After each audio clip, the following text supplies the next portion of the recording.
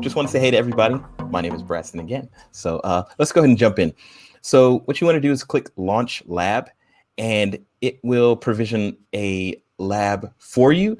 I actually already have one provisioned, so I'm not going to click this button, but you would normally click Launch Lab. It would provision one for you, and you'd be ready to go. Once you click Launch Lab on this part one, you should see a page like this. And let me know if you can't see my screen. If I need to zoom in, I'm zoomed in right now, but just let me know. But just an overview of what we're going to do first. So today we're going to be going through a Red Hat OpenShift cluster. And what we're going to be doing is deploying an application into a Red Hat OpenShift cluster that we'll be able to access out on the World Wide Web through a link, I guess you could say. So this is kind of a diagram of the architecture of what's going on today. So we'll have us, the user, and we'll be accessing our Red Hat OpenShift cluster. And you'll see within our Red Hat OpenShift cluster, you'll see there's a front end application. Now, the question is, where did that front end application come from? That front end application, Dave is like, where did it come from? It's actually going to come from some source code that we're going to get from Git. So you'll see here on the right side where it says developer and it says health app front end. You see that there's an arrow that goes to S2I, which is source to image. What that means is we're going to take the source code from Git. We're going to use a function within the Red Hat OpenShift cluster called source to image that will take the Git repository code, the source code, and actually create our application within our cluster, which we will access as a user.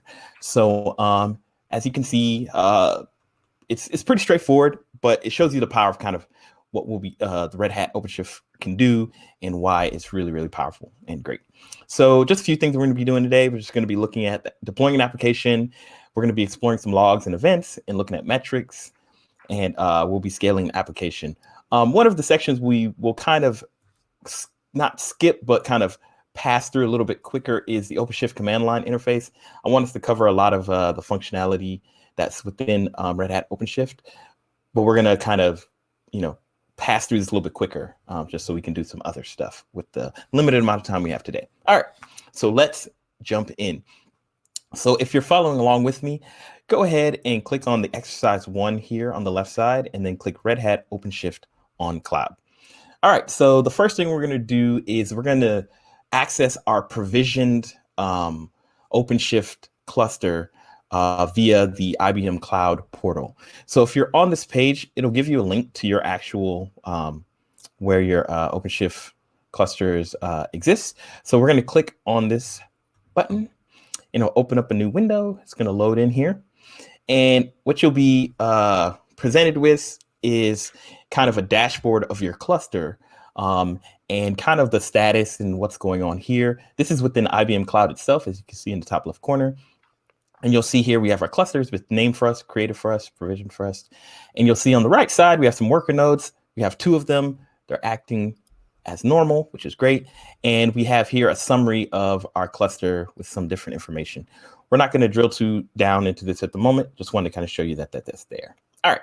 So the next thing you're going to do is you're going to click the OpenShift Web Console button here in the top right corner. All right. So probably when you click it the first time, you'll see something like this, which is the administrator view of the Red Hat OpenShift console. And this is just kind of like, hey, when you're in administrative mode, you'll see that you can do a lot of things to, I guess, monitor your cluster and also, administrative tasks that you might want to do.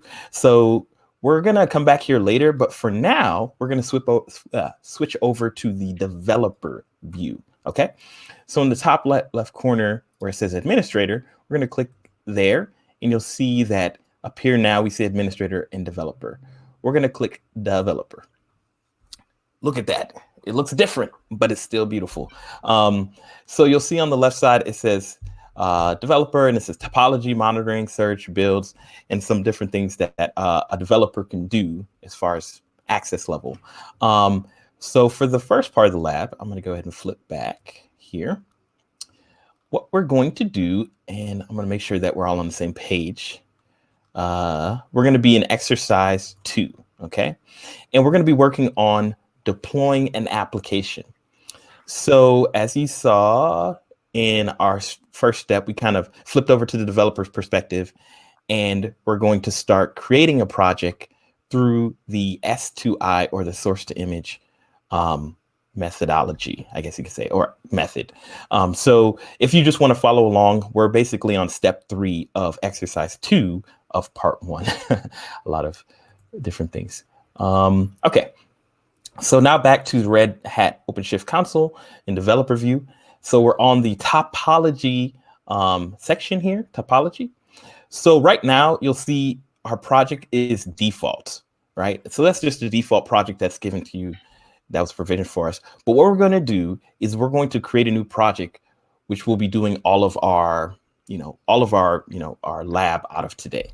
So what you're going to do in the top left, where it says project default, you're going to click this drop down and you're going to click create project. All right. So as you expect, a new dialog that says create project will pop up. Just a note, since we're going to be following on the lab, I recommend using the names and everything that the lab tells us to use, because it makes it a lot easier for us in the future. And as I go through, I'm going to be referencing those names. So if you use those names, it'll be a lot better. So what it wants us to do here is it wants us to enter the name example health. All right. So I'm going to just copy it. You can press the little button with the 2 pieces of paper, I guess, to copy it. And I'm going to paste in here example health. I could have typed it in, but that's the name of our project. You can always change the display name. I'm just going to type in here example health. And I don't really have a description I want to put in here, but I'll put description just to be descriptive. So once we put in our name, display name, and our description, we're going to click create. All right. Once we click create, it should automatically switch you over here in the top left where it says project to example health. If it hasn't, please make sure that you're on example health by just clicking that drop down and selecting example health, because the next steps are going to be crucial that we are in the example health project. Okay. We're still in the topology view, but as you can see, it says no resources found. We don't have anything in there. So what we're going to do next is we're going to use the source to image process to take some source code from a GitHub repository and use that source code and deploy an application into our Red Hat OpenShift cluster. So if you're following along, we are going to be in step 5 of exercise 2. So just a really brief description of source to image. Essentially, all it does is it looks at your source code, and based on the information we give it, which we'll do in the next section, it then more or less builds an image and it deploys it into our cluster so that we can use it. So let's go back to our Red Hat OpenShift console. So we're going to go here on this topology page and we're going to click from Git. All right. Once we click from Git, you'll see that we're shown this import from Git page, and it's asking us for a Git repo URL. So let's go ahead and grab that URL from here so that we don't make any typo mistakes. I would type it in, but I'm known for making typos. Type it in. Type it live. in. No, I'm just kidding. Live typos. It's like, what's going on? Oh, you put a X instead of a S. I do that all the time. So just go ahead and copy this. It's github.com, IBM/IBM DT-OpenLabs-samples. So I'm going to paste it in here. Right click paste. You'll see that if you paste it in, it might validate automatically, but if it doesn't, you can click the tab button to just tab out of that field and it'll start the validation process. Behind the scenes, it's making sure this is a valid GitHub URL. It wants to make sure that we're getting actual source code. The next thing we're going to do is we're going to click show advanced Git options. Because of this particular project has how it's set up, we need to make sure that we're targeting our application source code, definitely doing that. So one of the options here is context directory. Essentially, if there's a subdirectory with your project that has, the source code somewhere, you can tell it where that is. So it makes sure that it gets it from there. Since that's the case in our situation, we're going to go back to our instructions. And we're going to go ahead and copy the directory that has our code. Once again, this just holds the actual application code and make sure that we deploy it from the right location. So I'm going to go ahead and paste that in. All right. And we should be good on that. We don't need anything for source secret. Now that we've, identified our GitHub URL, we've chosen our context directory where the application code is housed. We need to tell the builder or, Red Hat OpenShift's builder, which is going to build our application and deploy it for us in our Red Hat OpenShift cluster, what is our code base based on? As you can see, there's a lot of different options: Perl, PHP, Nginx, Ruby, so on and so forth. Our particular code base is based in Node.js. I personally really like Node.js. I work in it a lot. I like to code in my free time a lot, and I make all kind of random Node.js applications. So I approve this message, Node.js. And this is actually a really cool part of the lab too, because a lot of us have a bunch of Node.js code in a GitHub repo somewhere, right? And usually the deployment process is running a bunch of scripts, provisioning your environment, making sure that all your modules are downloaded, all that stuff. And here with source to image in Red Hat OpenShift, it's actually done automatically, right? So Bradston went and said, hey, you know what? I want to deploy the source code from this repo. And then he's giving it a lot of, complicated options like, oh, I only want to deploy from this directory. And, oh, actually, I want to deploy this branch, or I want to deploy this commit. And I want to use this particular environment. And so with source to image, Red Hat OpenShift is going to pull together all these disparate things and actually build a container image and deploy it to our application. So this is a really simple UI, but it's actually very powerful under the hood. Yeah, I definitely second that. I've deployed Node.js applications into the cloud and like you said, a lot of the stuff that this does for you, building it and deploying it and making sure everything's configured and setting up routes, as we'll look at later. Like a lot of times you have to do that yourself.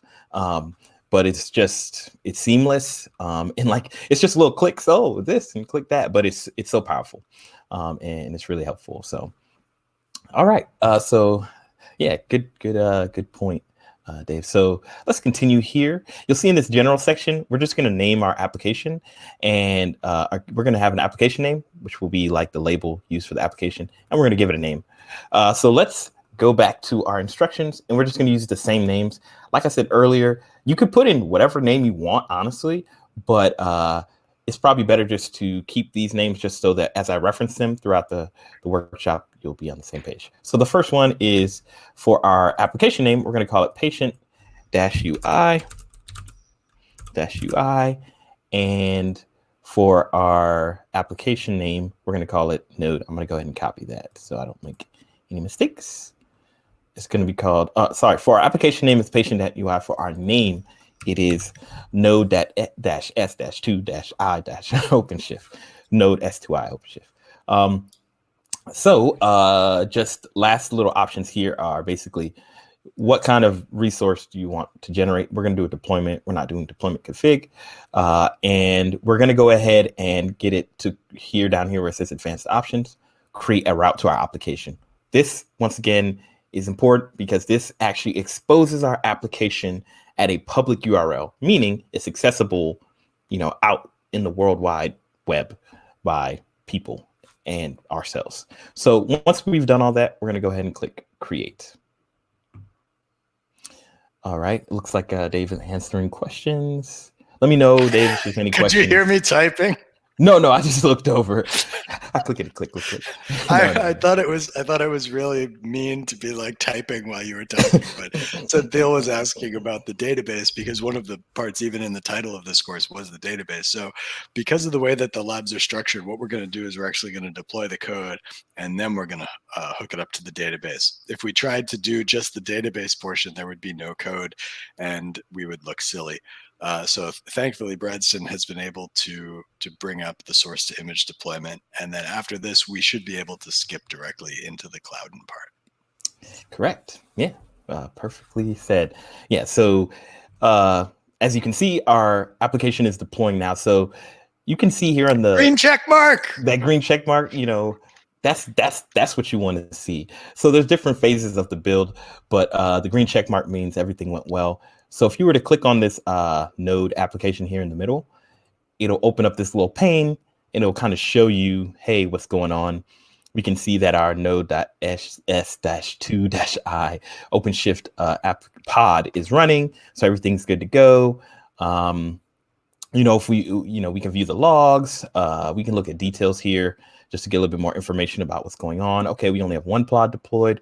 We'll talk about this a little bit more when we get to auto scaling, about how many pods depending on how much activity is being used in our particular application.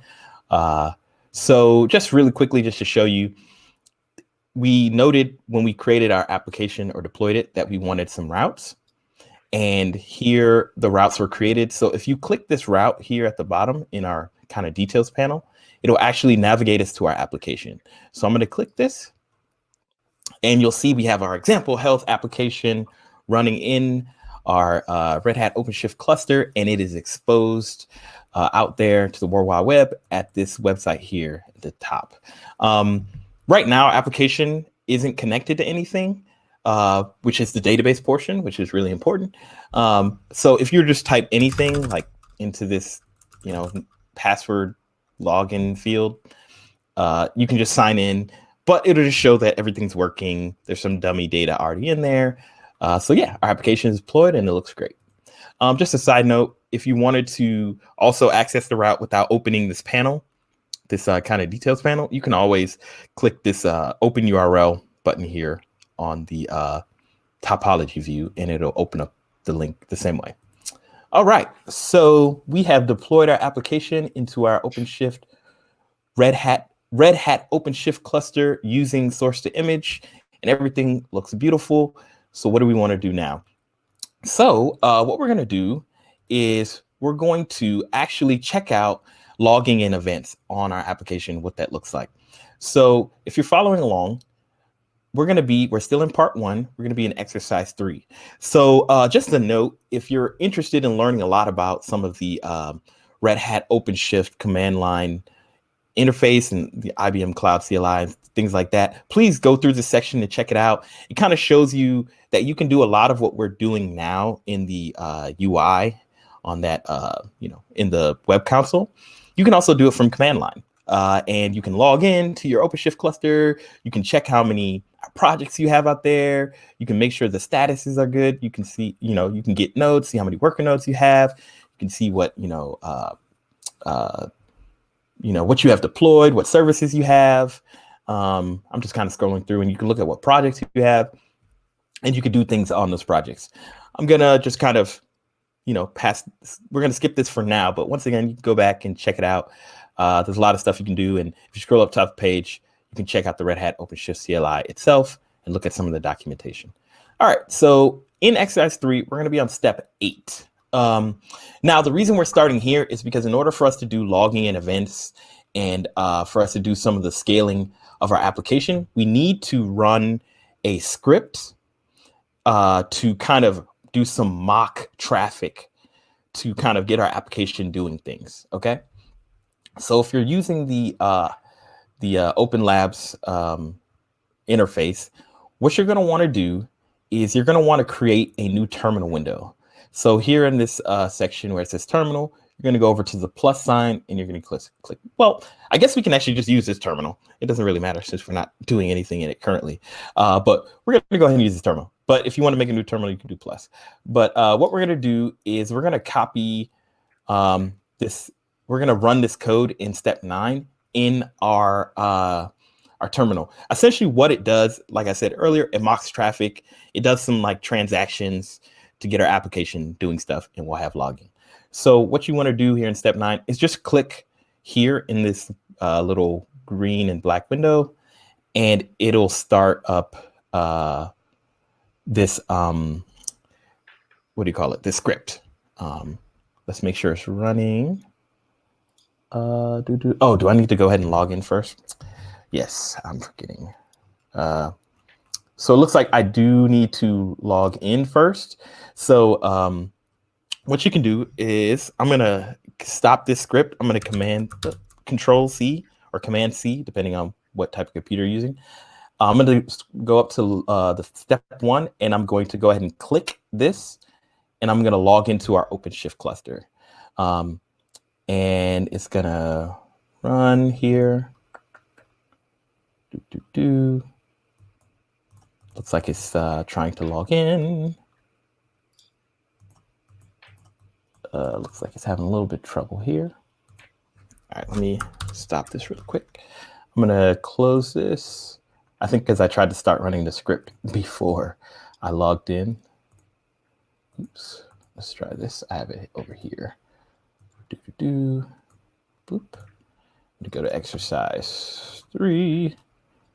Let's try this again. I'm gonna log in. There we go. So I because you might, if you ran into the situation I had, you might need to reopen this lab again because I tried to run the script and it kind of like messed things up a little bit, but that's okay. Just that's all my fault. So go ahead and log in, and then we're gonna go ahead and try to run this script. So let's try this again.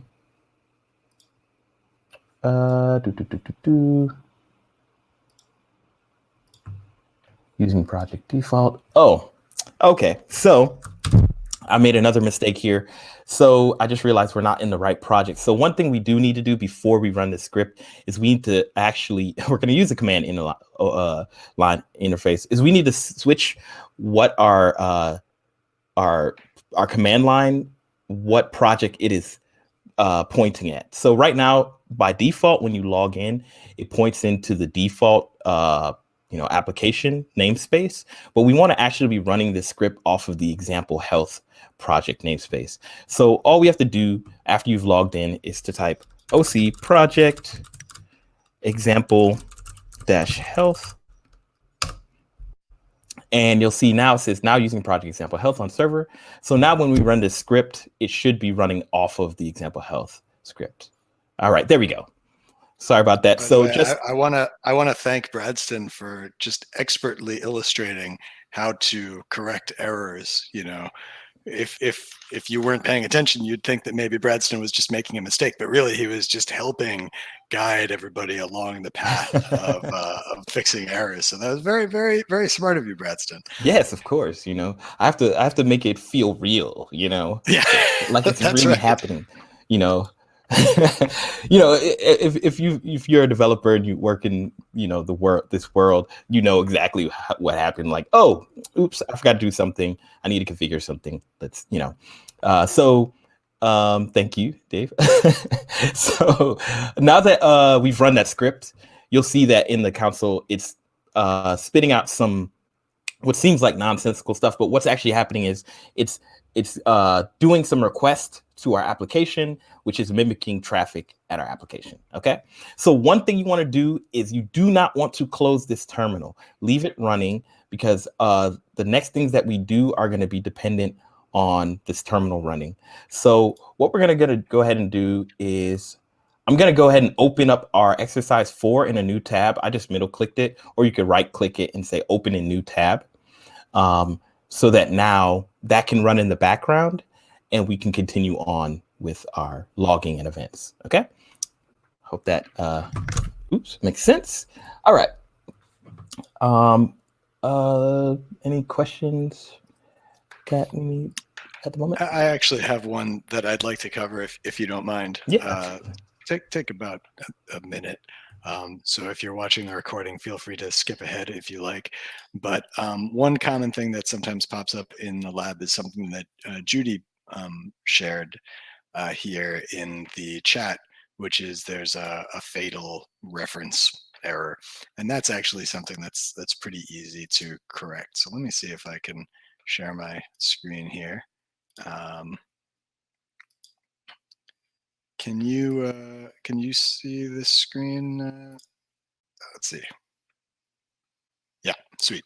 So if you're running into some errors with your deployment, you can actually edit a lot of these things directly from this topology view. So here we're in the developer context, we're in the topology view.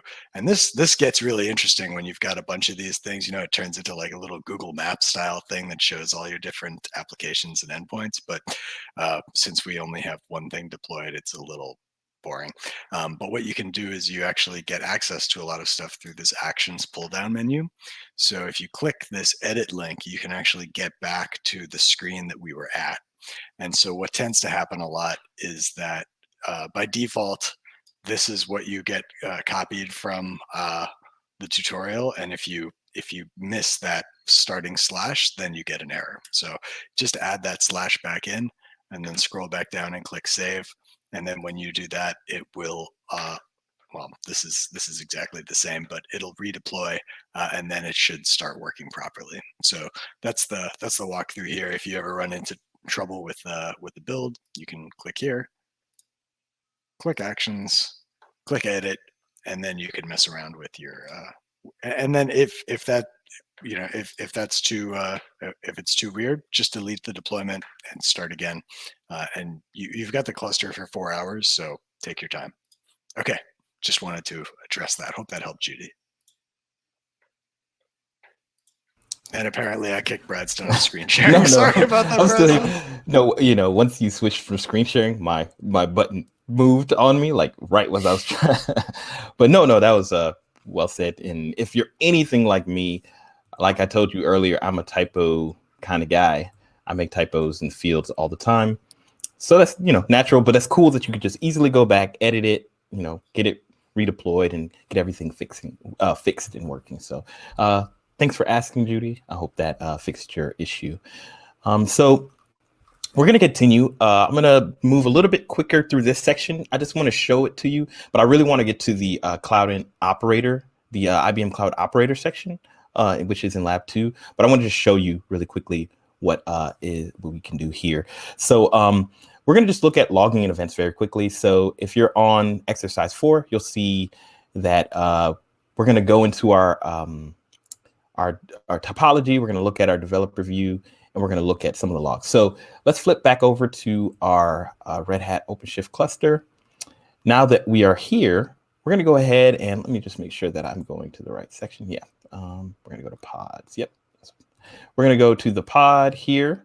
Oops, I'm going a little bit fast. Let's try this again. You're going to click on your application. It's going to open up the side view. Then you're going to click pods. And basically, you're going to get to drill in on this particular pod and see some information about what's happening. So when we click on that, you'll see we can see just kind of our details on what's going on, our pod use, our CPU usage, and just kind of details about our container, volumes, so on and so forth. But we're going to just look at the logs tab here. And you'll see now that we have things going on. So we initiated that script, and the script is just doing some transactions in the background. And you might be able to see it live. It might be hard to see throughout the stream, but new elements are popping into our logs. So this is just kind of showing you that while your application is live and people are, say, using it, you can, you know, look at your logs and see what's going on. Also, you know, in a similar way, you can look at the events that happened within your application. So as you're deploying your application, you know, different things are happening. So say an error happened and you weren't sure what's going on, you could check out the events, see what happened, drill into it, look at it, and get some more details. So that's kind of a brief look at logs and events. There's definitely more that you can do, but I encourage you just kind of to experiment within the pod details page and just look at all the different things in the future. All right, let's pop back to the lab. So that covered basically most of exercise 4. Okay, so let's go to exercise 5. This time we're going to go look at our meters, our metrics, and our dashboards from an administrator point of view. And essentially, it's just giving you an opportunity to kind of look at a larger, I guess, if you step back, you know, from looking at a tree to the forest as an administrator. So let's go back to our cluster. And we're going to go over here on the left side, and we're going to switch to our administrator view. OK. Just as an FYI, Bradston, I think we have 19 minutes left, so we might want to jump to the cloud stuff. Have fun. Check out the administrative view on your own time. We've been booking it. So I'm going to go ahead and switch over to lab 2. This is really my fault because I've just been constantly interrupting Bradston. So I apologize to all the attendees. No, just to note, you know, one of the cool things about Red Hat OpenShift is that it has the ability to automatically scale. If you were to go into basically some of the settings within your administrator workload deployments, you can set up a YAML file that allows you to set kind of limits on how your application works and what it can use. And then also just kind of how you can set up an autoscaler that allows you to, decide how many pods would exist or how many versions of your application are out there, depending on amount of traffic. I encourage you to check it out. This is a really, really powerful, especially if you're somebody who deploys applications out into the environment live for users. Auto scaling is great. Instead of you having to do it manually and creating more pods and doing it yourself, the autoscaler manages for you. So let's get into lab number 2. And lab number 2 is going to cover the operator using Cloudant NoSQL DB. So just really quickly, essentially, what we already have our architecture, which is just our application is deployed into our Red Hat OpenShift cluster. All we're going to do is we're going to deploy another application, which is our backend application, and that's going to be used to store data that our front end will use. But the cool thing is we're going to be using this IBM Cloud operator to interact with a service that is outside of a Red Hat OpenShift cluster. So what's going to happen is we're going to spin up a Cloudant NoSQL DB database using our IBM Cloud operator. Why is this really important? This means that we can be within Red Hat OpenShift and we can actually create a service outside of our cluster that we can then use within our cluster. So maybe it's a database, maybe it's some type of service, like say you want to use Watson's translation service, but it's not within your Red Hat OpenShift cluster. You could use these operators to manage the interactions between our cluster and and the service. Something Dave mentioned in our last talk was that this is kind of the hybrid cloud, setup, right? You can have your Red Hat OpenShift hosted in one environment and you can have some services in another environment. Those operators allow you to do those interactions, well. I don't know if you want to add anything to that, Dave, as I move forward. I could add another fact about elephants.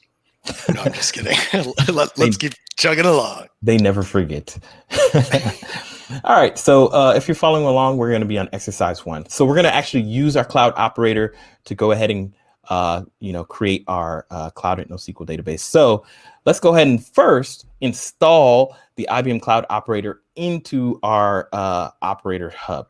So from operator hub. So what we're going to do is we're going to go back to our OpenShift cluster. And we're going to be in our administrator view, and we're going to go to this operator section. The next thing we're going to do is going to click Operator Hub.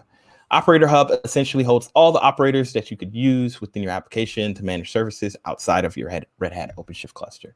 So what we're going to do is we're going to type IBM into this filter here, and we're going to use this operator that says IBM Cloud Operator. You're going to go ahead and click on that. And then you're going to click continue. This is just saying, hey, this is a community operator. Red Hat, we're not responsible for what it does. We're going to go ahead and click continue. Once we click continue, we're going to get some information about this operator. I'm just going to tell you it's great. It's awesome. You can look into more of it to learn more about it, but a lot of information here. We're going to go ahead and click install. So once again, the whole goal here is we're going to install this IBM Cloud operator to manage some of the interaction between an external service and our Red Hat OpenShift cluster. Everything looks good here. I don't think we need to change anything. Yeah, right. Yep, everything looks good. We're installing it on all of our namespaces, and we're going to go ahead and click install. All right, once it's installing, I'm going to just flip over to our lab.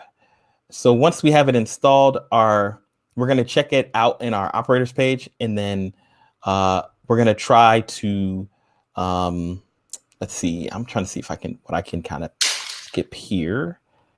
This is just kind of tells us more information. Okay, yeah. So what we're going to do, normally what you would do is you could log in. We were going to kind of log into our operator using the command line, but we're going to try to just create our Cloudant service just directly within the console. So we're going to skip a little bit just to save some time. So our operator seems to be installed. let's go ahead and view operator, and you'll see we have our operator. So let me go back to, I just clicked installed operators here on the left side, and it's just showing me that my operator is installed. Everything looks good. Cool. All right, so now we're going to be in exercise 2, where we're going to create our Cloudant service. So what we're going to do is we're going to go back to our console, and we're going to make sure that we're on project example health. Okay, just make sure that you switched over to project example health, and we're going to, oops, I'm on the wrong tab here. Just want to make sure I'm not skipping anything. I'm going a little bit faster here because our time is limited. Yeah, cool. So what we're going to do is we're going to come in here and click on our IBM Cloud operator. And once we are in our IBM Cloud operator, we're going to click the button under service called create instance. Okay. So let's flip back over to our instructions. We're going to click, once we get here, the YAML view, and we're going to copy and paste this YAML code into the YAML view. This will start to set up some of the things that we want to do for our Cloudant NoSQL database that we're going to use. So I'm just going to copy this. I'm going to go back to our operator hub area. I'm going to go to YAML view, and I'm just going to delete all of this, and I'm going to paste in what we had in here. So really quickly, you can see it's saying, hey, this is our API version we're using. We're setting up a type of service, a kind. We're using a Cloudant service, but that's the name. We could technically name that something else, but that's just the name, the metadata name. And we're going to be using a Cloudant NoSQL service, and we're going to be using the light plan. Just something to note about IBM Cloud applications, there's different plans. The light plan is kind of the free plan. So we're going to use that. It has, lower limited services amount of interactions we can do. So we're going to go ahead and click create once we do that. Let's see, it's going to say state failed. Oops, I keep flipping back to lab 1. There we go. Once we do that, we're going to have to wait a few minutes, because what it's doing right now is it's actually trying to create and provision everything that we need in IBM Cloud, so that we have our IBM Cloud service to be used within our application. Okay, so let's go back to see how it's doing. I'm going to just refresh my page. Let's see, did I mess something up here? Advanced, no advanced, YAML. Okay, everything looks good, but it should be booting up. Did you see anything, Dave, that I did wrong? It looks like it should be good. I'll be honest, I was looking at your Twitter account. So this is a good time for me to just do a shout out to Bradston's Twitter account. Bradston joined our team a few weeks ago. It's been a minute. And so if you want to follow him and keep up to speed with his Red Hat OpenShift journey, then that's where you do that. I just pasted the link in the chat there. Yeah, I think if you had a less engaging Twitter account, then I probably would have been paying more attention to the walkthrough. So I need what's the error that we're getting? I think I might have made a minor error, but I'm just checking. Let's see. Okay, cool. Well, one of the cool things about operators are something that's inside Kubernetes and inside Red Hat OpenShift, but they allow you to bring functionality specific to Kubernetes and expose that to your application. So for example, a database connection. And one of the goals of our workshop today is that we're going to be focusing on this hybrid cloud deployment methodology.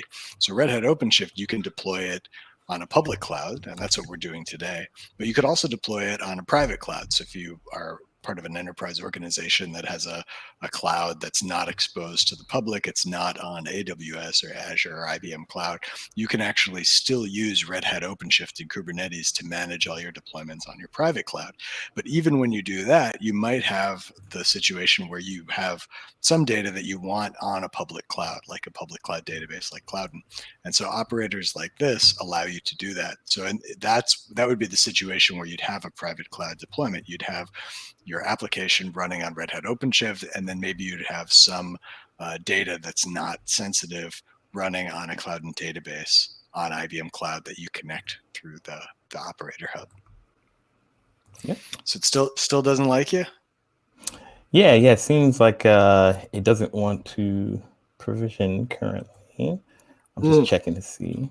Do you already have a Cloudant database light tier? Because I know you're only allowed one. Yeah, I don't believe I tried to delete all of that yesterday. Let me check.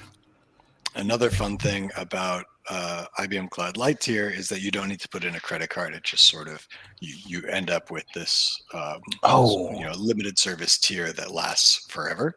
The downside is you can only create one. Generally, you can only create one service of a particular type for something like Cloudant. For other things like speech to text or visual recognition, you can create multiple ones. But for Cloudant, you can only create one. So if you already have one, then sometimes it'll fail in an interesting way.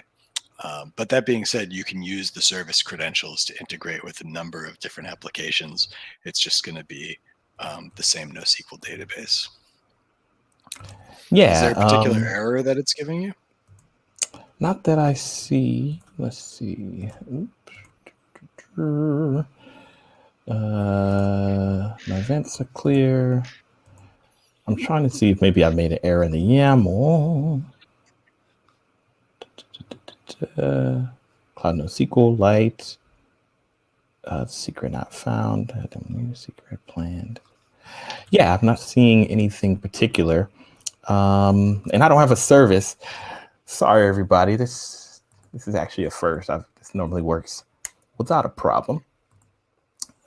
So I'm actually kind of curious if there's anybody following along that was able to get it to work, or if there's anybody following along that that has not been able to get it to work and is running into the same issue. Please post in the chat. That would be really fun for Bradston and I. Yeah. But yeah, you could always try recreating the operator. Yeah. Let me try one more time. I'm going to try to be a little bit more careful. Let me go back to my installed operators. Let's check out my services. I'm going to go ahead and delete that. I'm in example health. Yep. Okay. I'm going to go ahead and create a service this way. I'm going to go to YAML view. Yeah, so normally what would happen is you would see after I did this, what would happen is in IBM Cloud itself, it would actually provision our application for us to be using. So normally you would have to go through the IBM Cloud and, create it, manually, but this kind of gives you an opportunity to do it, kind of a little bit quicker. Normally it works like really, really fast and with no problems. Okay, let's make sure there's no errors. Client service, Cloud NoSQL.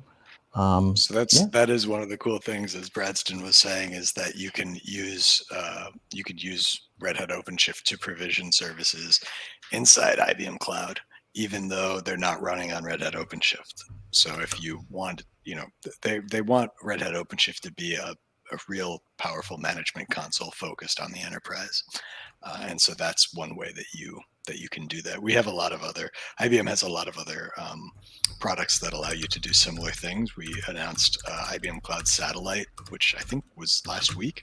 But the idea is that as a company, IBM and Red Hat, because we bought Red Hat, IBM and Red Hat don't really care necessarily which cloud you're running on. They want to support your workloads no matter where they're running. So whether you're running on IBM Cloud or Azure or AWS, we want to make sure that Red Hat OpenShift is agnostic to the cloud that you're running on. And so that means that it could also run on your private cloud. It could also run on your personal machine. It could run on the edge, actually, as of Red Hat OpenShift 4.7. There's lots of edge capability that's built into the platform. And I believe we just announced a partnership with a telco so that now you can run Red Hat OpenShift on like 7,000 edge devices if you want like a really low latency connection to the end devices like mobile phones or something like that. And so using one single platform, you can manage all of that infrastructure, which is pretty sweet.